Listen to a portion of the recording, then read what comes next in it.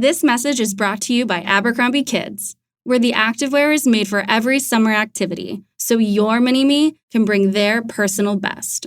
Summer days are always an adventure, from day camp to rec leagues and pool days. Abercrombie Kids has the shorts, tees, and swim to keep them comfy and keep up with them. Get everything for the entire summer at Abercrombie Kids. Shop in-store, online, or in the app.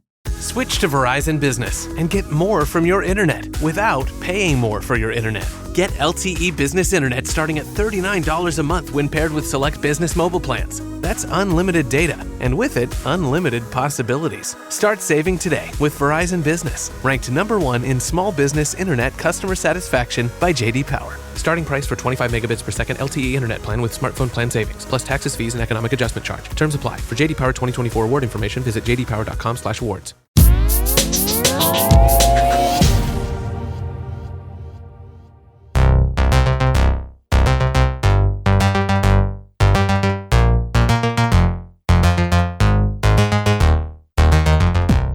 Hello and welcome to Fintech Insider. I'm David Breer, CEO here at 11FS, and on this week's show we're going to be bringing you something a little bit different. Back in May, I headed to Zurich for the annual Point Zero Forum, where I had the chance to moderate a couple of incredible panels on innovation across different industries. One of those panels was focused on AI innovation and what it takes for countries to stay competitive in this space. I was joined by experts from NVIDIA, UBS, Microsoft, and Switzerland's State Secretariat for International Finance. It was a brilliant discussion and I came away with a lot, so I thought you might do as well. Huge thank you to the PZF team for letting us share it. Hope you enjoy the episode. Who everybody is and what they're doing. So first up, we've got Catrin Hinkel, who is the Chief Executive Officer of Microsoft Switzerland. We have Daniela Stoffel, who is the State Secretary for State Secretariat for International Finance. Dr. Jochen Pappenbrock, who is the Head of Financial Technology EMEA for NVIDIA. And we've got Dr. Christopher Purvis, who is the Global Co-Head of UBS Group Emerging Technology. I've got the CEO of one big technology company, and I understand 3 doctors as well, which is quite impressive. So a great panel to get us going. We're going to be talking about what exactly was discussed. How do countries like Switzerland and Singapore keep their edge in a world that is ever changing when it comes to innovation? In fact, if you guys in the audience want to get involved as well, there will be some mics going around. So at some point, stick your hand up. We'll ask you for your input. If somebody says something alarming that you don't agree with, feel free to stick your hand up as well. We'll get you involved straight away. Maybe to get us going, because the momentum is always a good one. What does innovation leadership look like to you guys right now, and who's doing it well? And don't just say your companies are doing it well. Like, let's pick on other ones. But let's start with you. What does innovation leadership look like? Yeah, it clearly involves a strategy, and it also involves a plan to execute. And also, since I'm working at an AI infrastructure company, it's important to think about AI infrastructure, how to leverage AI factories, for example, to implement what you have in mind in terms of AI implementations. And who do you think is doing it well globally at the moment? It's doing okay, yeah. And actually, we really use a lot of AI also internally to accelerate our processes. You may have seen that our product cycles have increased. We are now at 1 year, and we get a new chip out. We revealed our entire roadmap for a couple of years recently at GTC, and we use a lot of AI internally. Yeah, our engineers, they use AI for chip design, for example, and also for optimizing the chip. So wherever you can, we use sort of AI internally, and this really accelerated and boosted our own innovation process. So your sort of speed of change, iterations, that makes sense for innovation. What do you think? What's a driving factor for innovation globally? Who's doing it well? Thank you. I think my first hat I take off, it goes to the entrepreneurs themselves.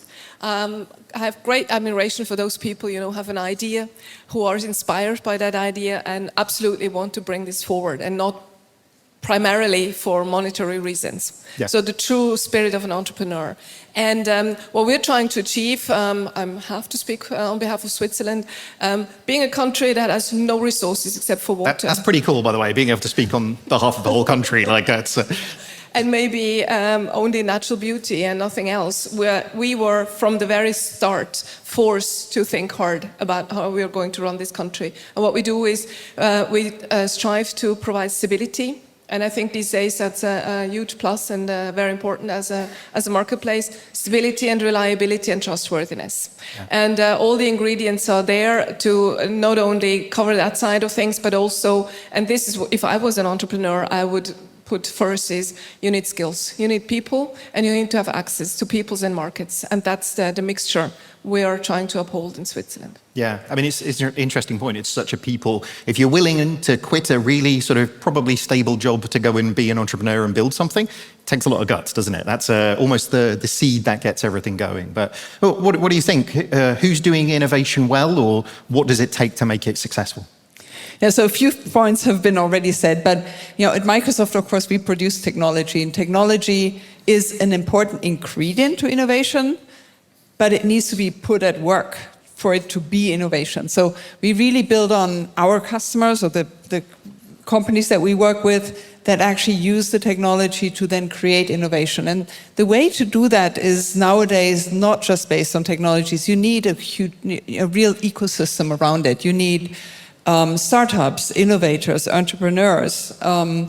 Even if you're a big company, you need to bring that ecosystem together to then create something that's new and that's solving some of our biggest problems. 100%, yeah. All of those ingredients are needed, aren't they? But it always sucks to be asked last, doesn't it? You've got to come up with something nobody said before. But what do you think? I think of something different. I would probably look at someone like a DeepMind. I think they're doing some incredible things with AI. And I think they're also trying to solve some of humanity's biggest problems, which I think is tremendously exciting. If you're going to have a new technology, ideally you can actually put it to use and do something that's never been done before. So obvious things like cure for cancer or whatever it happens to be, but I think people working in that space, it's tremendously exciting. I think for universities, for researchers, those new models that are coming along now, again, amazing. If I'd have had something like that when I was doing research all those years ago, you can only imagine what you could have done. So I think for me, that's probably the most exciting area. Yeah. It's a difficult one, isn't it? Because obviously academic research in a nice contained environment. Obviously, financial services, we're dealing with people's money, aren't we? So it's a difficult balance, that, isn't it? What does really being innovative in financial services mean? That's a big question, isn't it? I'll just drop that one on you. Yeah, it's a big question. I think, honestly, the first thing I think of is doing things safely. And I think also just remembering that we have a ton of experience in this space, right? Using AI is not new. We've been doing that for decades now, frankly. And so we do know how to use it. It's ultimately a technology, and we do know how to use these technologies safely. So I have a lot of confidence actually in the financial system that we can take these new models, apply them sensibly, where it makes sense. I mean, actually, relatively confident it can be done well, actually. Yeah, and I guess within the regulatory frameworks, because obviously when it comes to geographies, and you can speak on behalf of the country again here, but it's a hard thing to create differentiation in, and it's an even more difficult one to create a position of leadership in, because obviously all of these things are, for all of the things that we've discussed, people, talent, technology, capital coming into the system. How have you guys done it? Because, when it comes to a leadership table, you're always, top 2, top 3, depending on what sort of measure is guided on. So how did you get to that position in the first place? And then how are you still getting up at 6 a.m. to put in the effort to make it happen? Yeah, indeed. And you just mentioned a conundrum, how are you going to be conducive and helpful and also compatible? If you're a small country, you can't just, reinvent the world and expect everybody else just to, go along with it. So the answer has always been, and this is also due to the tradition and the past of Switzerland, it's very liberal. The state sort of always takes a step back if it's not necessary. And it also goes about in a principles-based way. So we do assess risks, and then we try to really refrain from just regulating a single case, but look at what are we dealing with here? Do we already have categories that exist? Can we subsume whatever is new under what we already have? And only once we come to the conclusion that we really need to specify something, we will do it. And it has worked well, so it allows us to be compatible globally, basically, but you also give this is really a fine line. You're walking between risk-based analysis and taking too much risk. But so far, as you said, it takes constant dialogue and constant reevaluation. That's what we do. Yeah, I'd say, you sort of created the distinction between strategy and execution earlier on. I'd say every country on the planet probably has that strategy, but how have you executed so well against it? Is that, you can have the lovely PowerPoint, but the reality is the challenge, isn't it? Absolutely, and here I really have to say, all of Switzerland is sort of included in putting legislation forward. The procedure by which we elaborate our regulation is so intricate, and it involves basically everybody. It involves the regulator, which is in our case the finance ministry. Then it goes to a consultation among other departments in the state, and then it goes public, so everybody can sort of contribute before you even put it to parliament. So virtually everybody has a voice, and it's the intelligence of the majority or the swarm, if you want. But it's mutual reinforcing. You need the people that participate in that procedure, and then you have to give back. So it's a circle. If I can add to that, because I think Switzerland is really unique in that, and all of the other ingredients that come together here. So a super strong ecosystem of startups. A very strong mid-market base, great academia that that really play that role of developing new technologies, working with companies like ours to be at the forefront, and then the accelerators that you've built as well. Switzerland Innovation, to mention just one of them. I think those are really important to bring everything together. So Switzerland really has a unique combination of all of these elements that I think contribute a lot to what you're saying and to Switzerland's primary position, including the regulation approach. Yeah, it's an interesting challenge. I mean, we used to say in the UK we had technology and regulation and capital and all within the M25. Is it by nature innovation as a country level easier if you were a smaller country than a gigantic country, do you think? I wouldn't disagree. You really need to have as you said, a tightly knit network. You need to be able to speak to each other, and have to be accessible. And ideally, this is not geographically sort of within reach, but also as a conversation, as a society. And I've thought a lot about that, and I would agree that you do have advantages if you're not too big. Yeah, the voting bit of it sounds terrifying to me, given the signs we've seen in democracy of people voting for various different things over the last couple of years. But it seems actually as a trajectory, everybody therefore is then bought into the strategy and bought into the direction. I mean, on this stage, we've talked a lot about technology over the course of this morning as well. I mean, there are amazing advancements we're seeing in tech to facilitate changes, but also to continually pushing those borders. AI has been talked about a lot already. What do you think? Is that a major driver for change within this space and something that countries need to be really taking advantage of? Yeah, I mean, AI, as you said before, AI as such has been around for a long time. I think what really creates the difference is the accessibility of AI through large language models, and it's really become a general purpose technology, while before it was a little bit more for experts. And I think that is a huge driver. Yeah. That also creates a democratization of technology, so more people can access it. And for Switzerland specifically, I think this is a huge boost and enabler for the mid-market segment, which is huge, and creates that innovation, because there's the fast-moving companies that are really innovative, that are really at the forefront of inventing new things and solving difficult problems. So I think that is the real difference that we're experiencing today, the accessibility of technology. And it's also a driver. So if you want to continue to be at the forefront of this development, democratization of that knowledge, building those skills is absolutely key for a country as well as for a company. Yeah, I completely agree. I think, like you say, it's gone from back office, managing risk models to the customer experience at the front of that.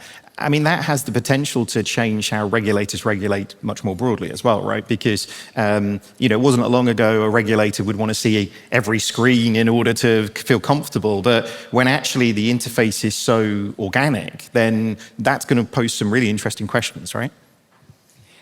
Regulation has to change as well. And that's why an approach where, we go deep, observe, look at how benefits are created and where the risks are is so important. And it happens at several levels. So it's not just one entity that can do it. Here is similarly important that different entities come together, because there's risks that a state sees, there's risks that a company sees, there's risks that we see as provider of the technology. So, and we need to bring that together to be able to come up with the right approach of managing those risks. So I think a risk-based approach is very, very important. And I think we're all, in a way, leaders of this new era. And that comes with opportunity, but also responsibility. Absolutely. I was going to say, I think you also have to be aware of the speed. I think there's a lot of talk about Ledger, I'm sure, happening at this conference. And what you realize with Ledger is that everyone has to do that at the same time. Like, everyone has to agree, and then everyone has to go together. It's no point someone going on their own with Ledger. You have to agree. Whereas I think with AI, you can go on your own, and therefore you can do it at home, you can do it at work, and therefore it's going to go a lot quicker. And that's, I think, what people are seeing, and they will continue to see that, is this will keep on moving really, really, really fast, and adoption will be really, really fast. And you'll have to be quick to react, I think. Unlike Ledger, where you can take years to think about it because it just is moving so slowly. Yeah, it's a difficult one, isn't it? We said just a second ago backstage, but there's a lot of talk about the sort of bleeding edge of the technology changes. But actually, for organizations like yourself, you're sort of stuck a little bit in between. You've got regulators wanting more change. You've got technology company, but doing it safely, securely. You've got technology providers going, here's this latest, greatest new thing. But actually, you've got a gigantic organization built on, I mean, I can't guess how many different core systems you guys have got, but it's going to be a lot, So, so managing those different horizons for innovation is a real challenge when you're in the middle of a highly regulated industry and a huge organization like yours. How do you do that? That's hard, right? It is hard. I think also, like, when you've got employees using this at home, and they're using all these amazing tools at home, and then if you don't provide that at work, it's actually problematic. And the last thing you want them doing is taking stuff home and doing it at home, right? So you have no choice but to move, and that means many things.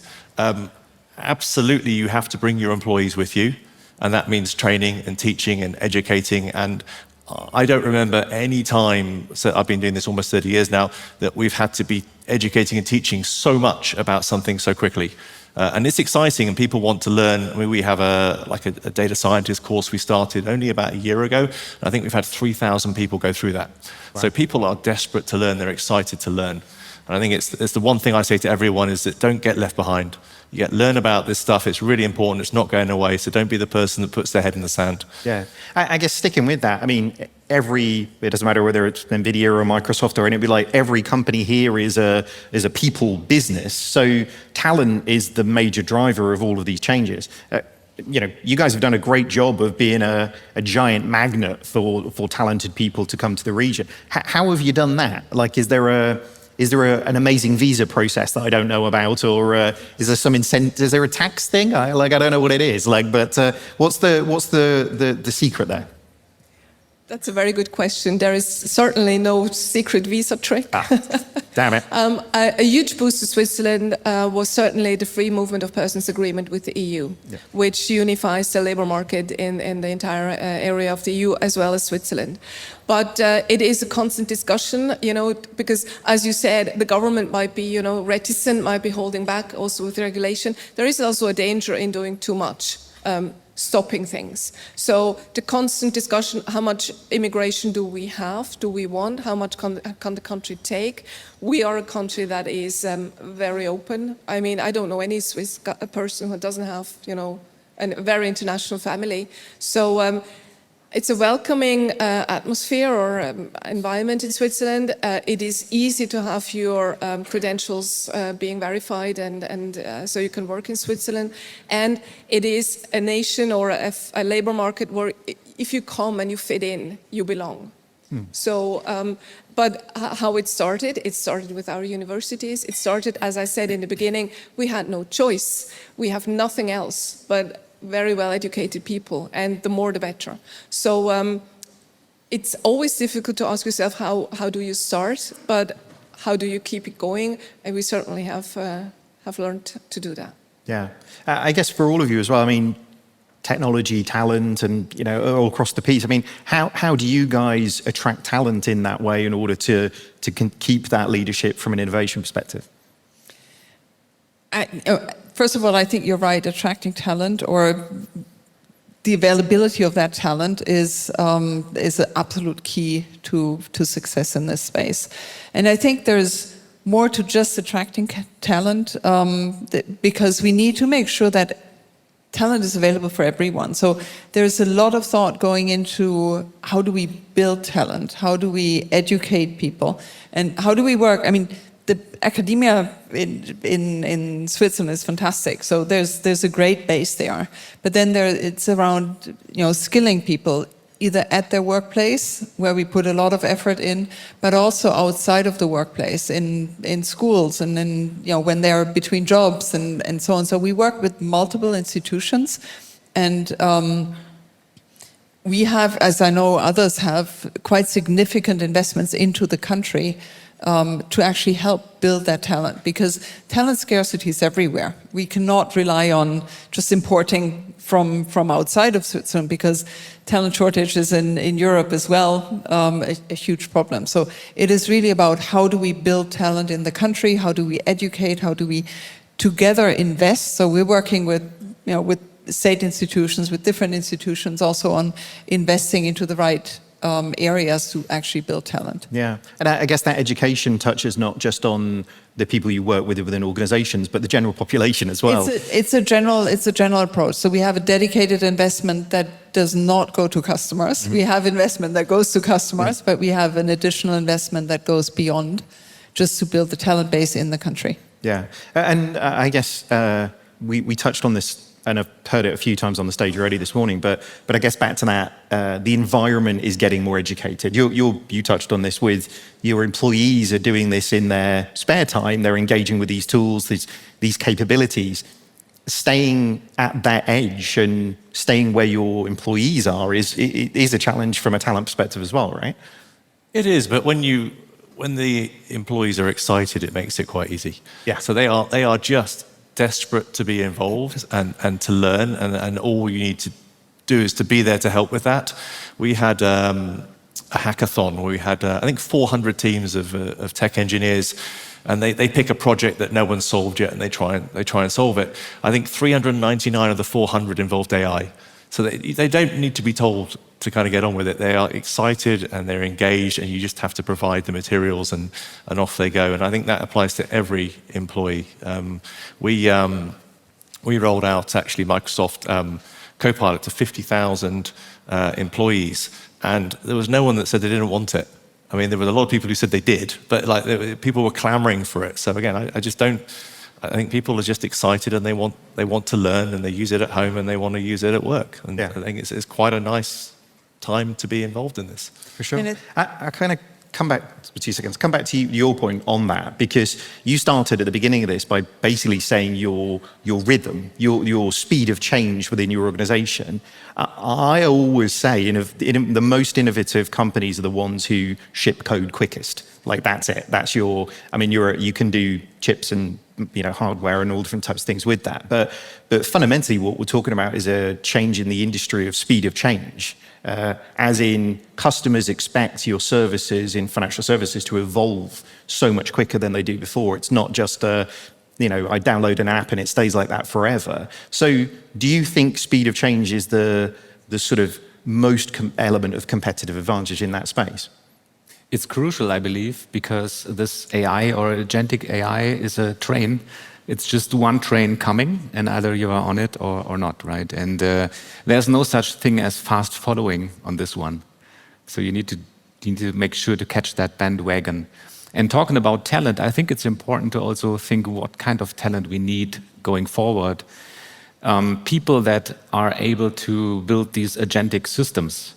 that are able to operate an infrastructure, optimize processes, and make sure that human employees and digital employees are collaboratively working on things. So this talent is important, this know-how. And as a nation, I believe it's also important to have people that know how to run AI factories.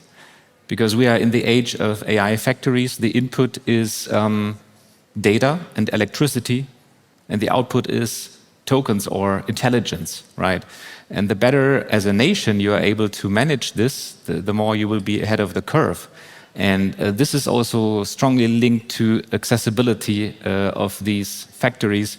Obviously, you can approach those factories, which is sort of a software agentic framework and the acceleration chips combined, that is an AI factory. You can approach them in clouds like Azure, but you can also approach them, for example, in Switzerland through Swisscom, where we help them build a regional AI factory. So being able or having the choice between doing innovation in the public cloud or in the private cloud in your country is crucial, I believe, and is linked to innovation, doing innovation in a safe, secure environment. And there are even some banks that we see now that build their own on-premise environments, so really running AI factories in their own data centers, connecting to data, because that makes them really unique. Access to exclusive data makes the change, right? So I believe talent that is able to run such AI factories, be it on-prem, regional cloud, public cloud, plus optimizing these agentic systems in a bank, we talked about this before, is super crucial, and how to optimize models, for example, how to gain knowledge on open source models, how to validate them, how to monitor them, how to also use AI to control other AI in a guardrailed fashion. LLM as a judge is the keyword, and at our technology conference, UBS gave a wonderful presentation on LLM as a judge. So using technology also to make things safer is actually a nice approach. So you need talent that is able to do this. Agree. You had a point. Yeah, just adding to the talent point, I think one important accelerator is the fact that this is no longer just an IT question. So the innovation or the access to the technology is on the business side, and that creates the innovation. So what you have done is really provided not just IT employees, but a broader field of people, the technology, because it's not about the technology as such, it's about how do we apply the technology to the most pressing business problems. And that's where it starts. It starts with, when I go to customers, I ask the question, what is the biggest problem you want to solve? Sure. That you potentially can solve with technology, and that's where we start, and then we think about how technology adds to it, and then behind that we think through how do we regulate it, how do we control it, how do we set up the architecture to do it right, and so on. But it's really about that business access. 100%, yeah, I totally agree with that. I mean, if you look at the conversations for the last decade on blockchain or artificial intelligence, it's all technology looking for opportunity rather than the other way around, right? Is there a risk with a lot of this that actually it goes the same way? Because, I mean, if you look at, I was in a big bank when 2008, when the transformation program kicked off, nobody really was thinking about customer experience. It was about taking people, it was taking paper, it was taking existing processes and digitizing them. There's a lot of conversation around agentic and replicating that type of experience, but fundamentally, is that the type of financial services that customers want? For me, I always say, like, we're weird. We've traveled here to talk about this stuff. Normal people don't care. Like they want financial services stuff to be done for them rather than just a slightly better interface. So do you think we're at risk of just evolving the horses a little bit further with technology that can do so much more? That was another really big question, wasn't it? So. No, but I really think it's the other way around with AI and the way we apply it, or we are able to apply it at this point in time. I think AI will have a huge impact in 4 big areas. One is going to be around employee experience, and that in some areas will solve scarcity of talent and know-how. It will have a huge impact in the area of customer service, improving, being more really to the benefit of the customer, being more precise, being more clear, being faster, and so on. The third one will be around improving business process, a little bit broader, but faster, more efficient, better quality information. And then the fourth one is big innovation in terms of finding medication for, in areas where we haven't, finding innovations around, battery life cycles. Well, there's so many big problems that we need to solve for us, to go into a good future, and AI will help there.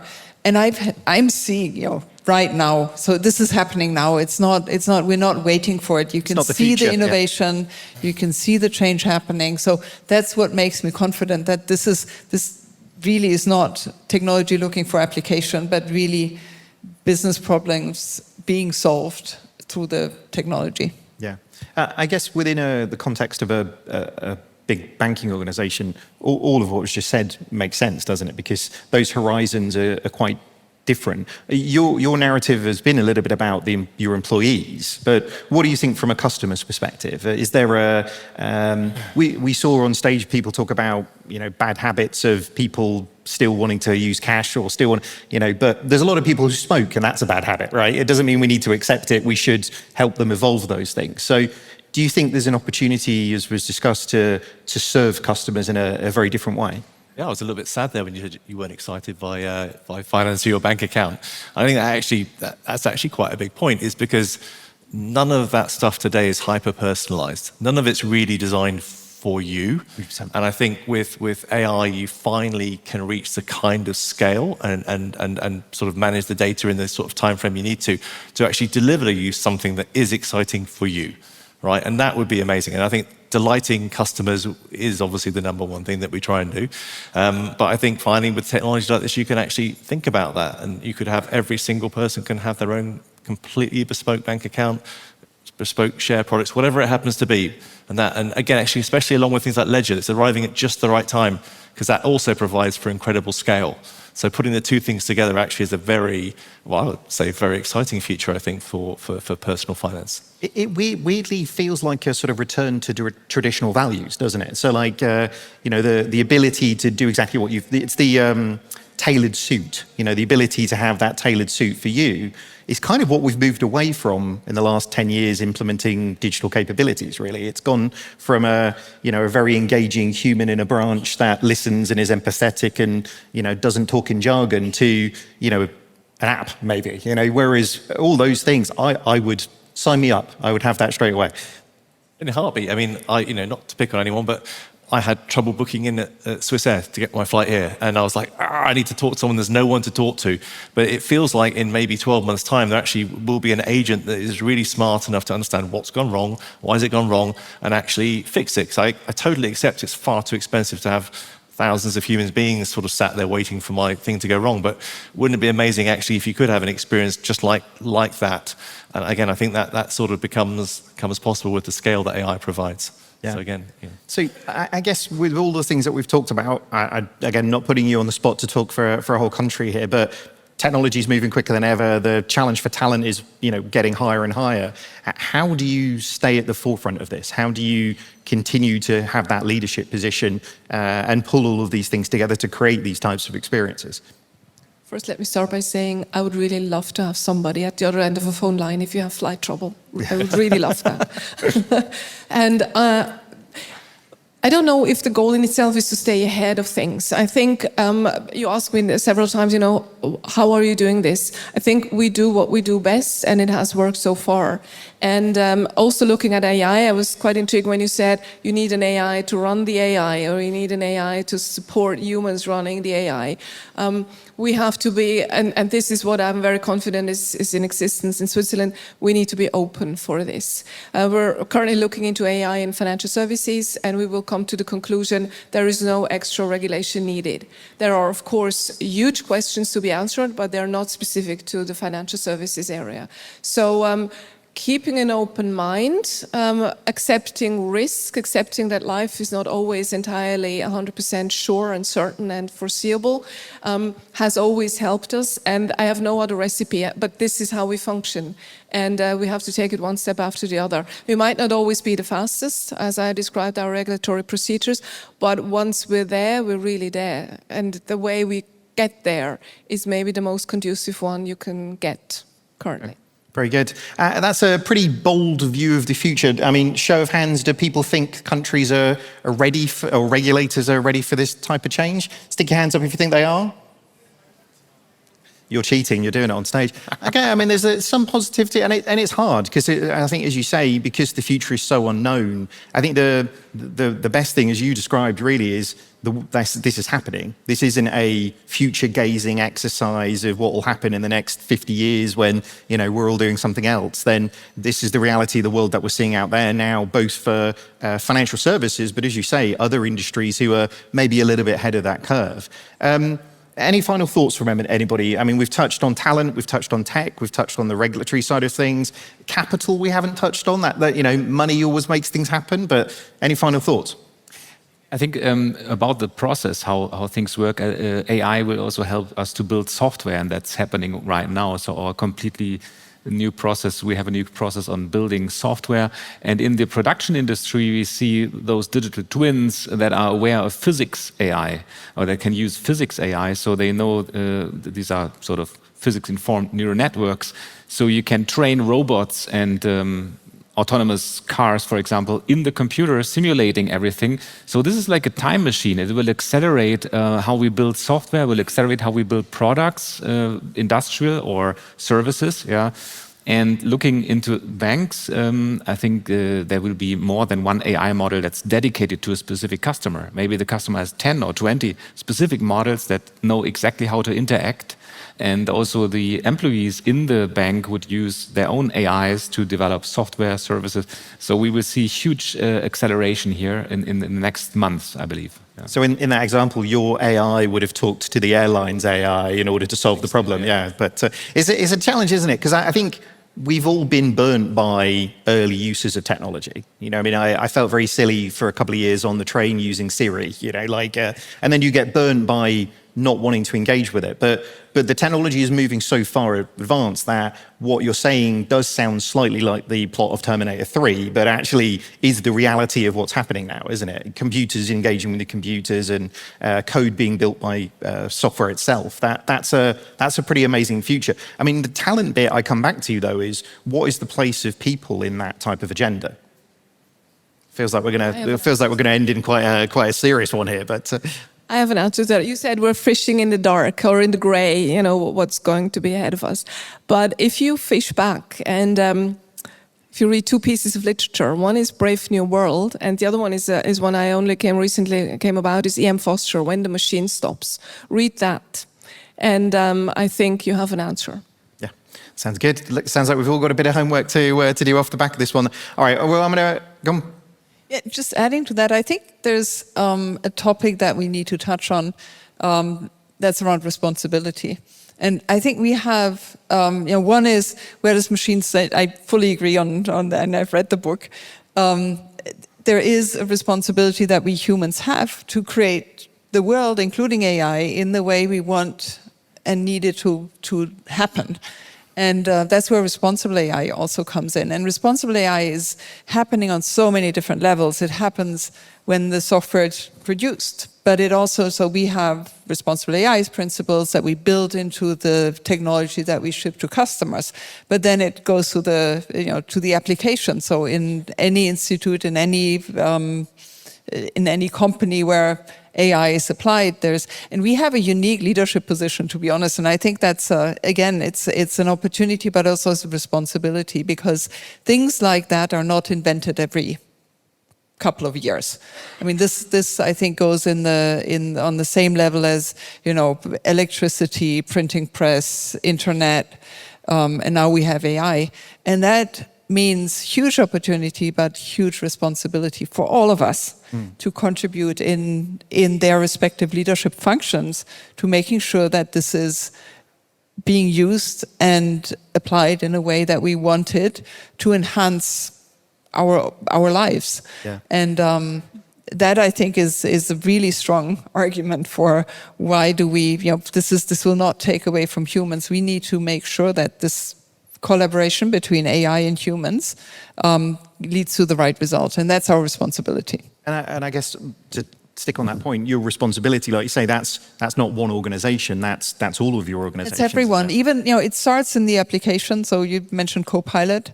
It's a Copilot. It's not a pilot. The pilot is the human. Is well named. So yeah. final decision on whether that email goes out is with the human. And then it goes all the way, through the company ranks, leadership, government leadership, all of those to, have that responsibility. So in many ways, it feels like an evolutionary step, but a lot of what was talked about there is it's a bit of a revolution, isn't it? This is a revolution of the back all the way through to the front office experiences. So I'm going to have to close out now. We could probably go for another couple of hours on this topic, but I really appreciate all your time. Great panel. Thank you very much, everybody. Give them a round of applause. That's it for this special episode of Fintech Insider Insights. A huge thank you to the Point Zero Forum team for having me and letting us share this conversation with you all as well. And of course, thanks to our incredible panelists for such a thoughtful and insightful discussion. Thank you so much for listening to this week's episode of Fintech Insider. If you like what you've heard, please make sure to follow us on your favorite podcast platform. And if you really like what we've heard, why not share it with somebody else, a colleague, a friend, anybody really. As always, if you want to join the conversation, you can find us on social media. Just search for 11FS or Fintech Insider, or email us on podcasts@11fs.com.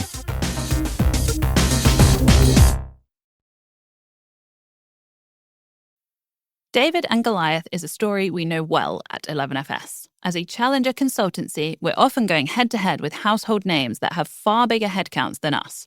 And once again, that was the case at the 2025 British Bank Awards. And the result? We took home Consultancy of the Year for the 5th time. Another win for David. What makes this victory even more special is that it was voted for by our clients, the people and businesses who see the impact of our work firsthand. Because in our world, scale doesn't equal impact. And that's exactly how we outpace giants like Accenture and Capgemini. So if you're looking to partner with an award-winning team of fintech consultants helping to build the next generation of financial services, get in touch. Visit 11fs.com/ventures to find out more.